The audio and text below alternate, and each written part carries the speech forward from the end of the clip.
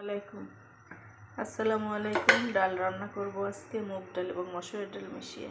ডালটা সিদ্ধ হওয়ার জন্য পানি দিলাম পর্যাপ্ত। পেঁয়াজ রসুন দিয়ে দিলাম। এখন হলুদের গুঁড়া মরিচের গুঁড়া দিয়ে দেব।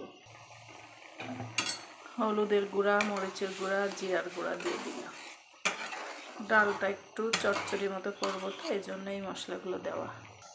টমেটো দিয়ে দিলাম,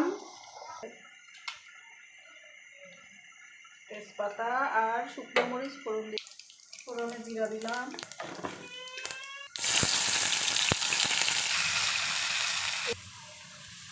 ধনে পাতা দিয়ে দিলাম,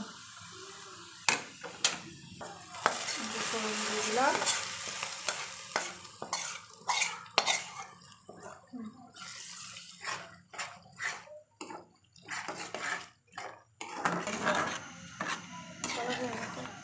কমপ্লিট আমার ডাল চচ্চড়ি।